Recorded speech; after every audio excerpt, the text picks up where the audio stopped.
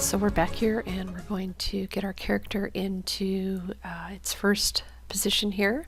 So it's going to be in an idle pose, and I usually like to start with the feet, and I'm going to have the character lead with this foot here, and we'll bring this one back. Okay, so it does have some stretch on it here. I just want to make sure it's not stretching too much.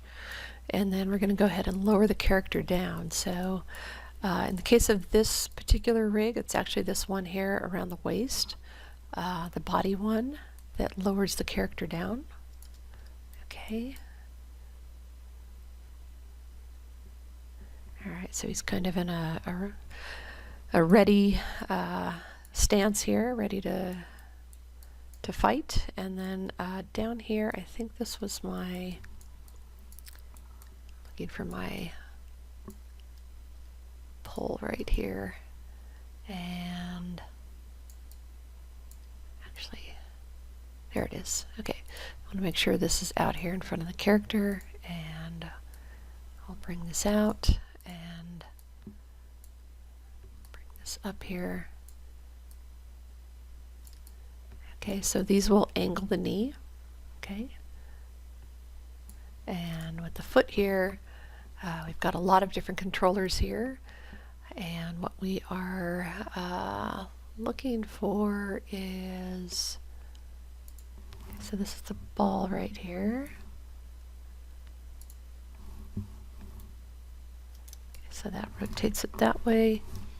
Alright, so I'm going to grab this outer Y one right here and just sliding it a little bit. Okay, and then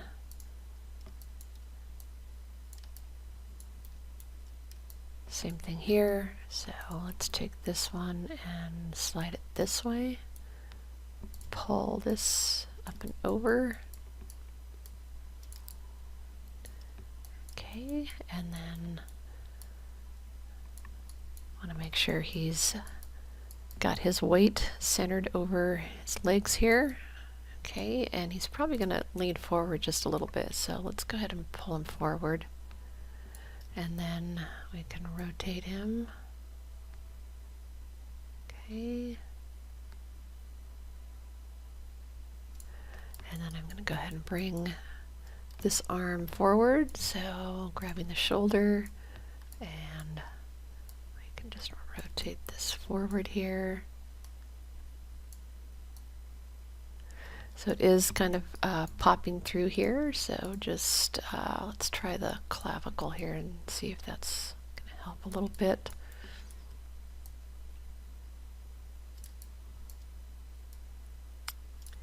So hopefully that cleans up when we render it.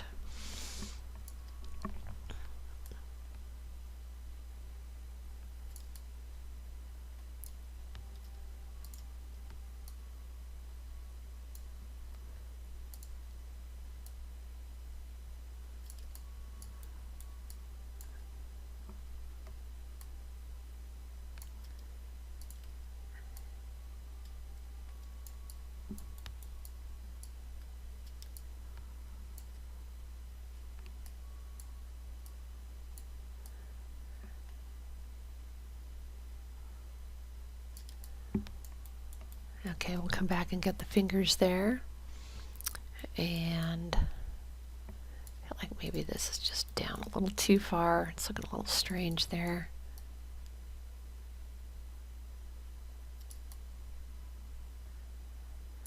Okay, and then his head is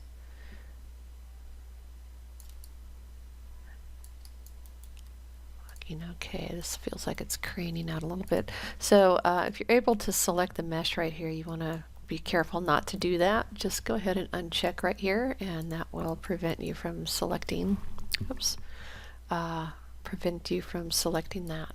Okay. Alright, so let's just take his neck here and pull it back a little bit.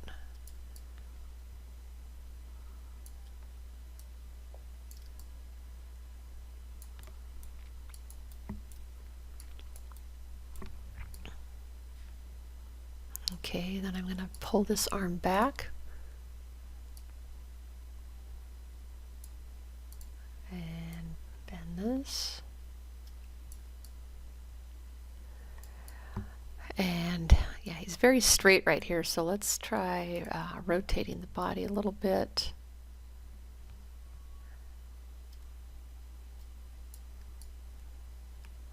There we go. That's actually helping with the shirt kind of penetrating through there. Yeah, let's try bending him forward a little bit more.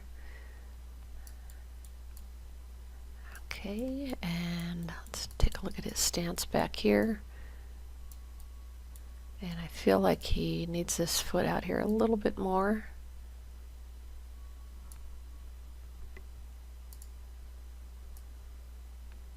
Maybe crouch him down a little bit more.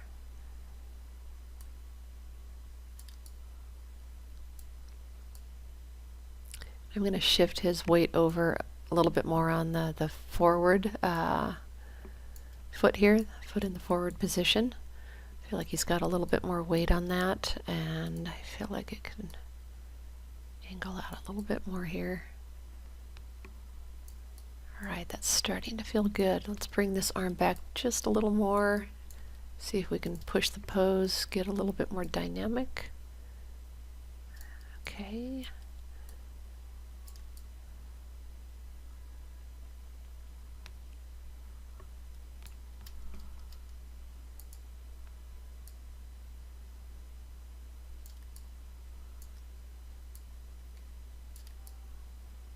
There we go, and bring this up just a little higher here.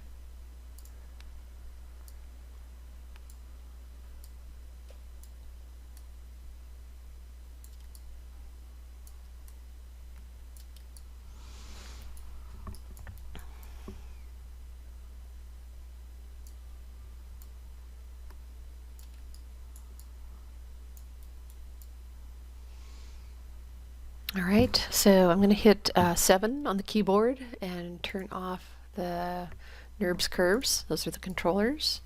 And this way we can look at it in silhouette. Okay, so that's looking pretty dynamic here. So just checking all the different angles. Alright, I feel like the weight is centered. And see if we can try pushing things just a little bit more here. Let's try.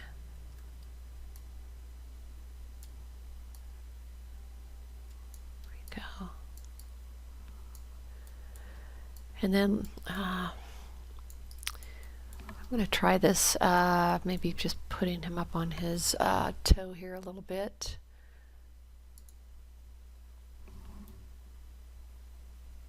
Okay, so just bringing it up a little bit. I think that looks nice there. Just he's on his toes and ready to charge forward here. Okay. All right, I think that looks good. So go back to 6 on the keyboard, and let's go ahead and just key all of this right here for our first frame. Go ahead and hit S on the keyboard. And this actually started on frame 0, so I'm going to go forward here and do that again and just come back here and delete this one. Okay, and for our preferences here, we're actually on 24 frames per second. Let's just jump in here real quickly before we move forward and start animating. So we want to, since we're working in games, we want to switch over to 30 frames per second. Okay, and we want to make sure for playback, we're going to play every frame, 30 frames per second times 1. Depending on how much RAM you have, you may just have this update in the active view, or you can select all. Usually at a certain point I will split the screen here when I start animating and have a side view usually and a front or a perspective view. Okay, and the other things on here you want to make sure you have undo on infinite. And then let's go ahead and under Files and Projects, let's go ahead and enable autosave. And 10-minute intervals is pretty good. If you want to shorten that down a little bit, you can. I'm going to leave this at 10. And I'm going to name a folder here, and I'm going to just go out here to my project folder that I set up previously, and I'm going to select the autosave folder inside my project folder, and that's the one it's going to go to. And I'm also going to say limit autosaves, so after every 5 it will go back and write over the first one. Okay, that way I don't have just an infinite number of autosaves going on and filling up my disk space. Okay, so let's just hit save. Okay, so we've got our keyframe here, and let's just go ahead and set this up here for frame 1. Okay, and we're probably going to have a 40 frame animation here for the idle, so I'm going to just set that to 40. Our last frame is also going to have the same pose, so let's just go down here and hit S again and record that. So we've got our first frame and last frame set, and we will come back on the next lesson and begin our in-between frame here on frame 20.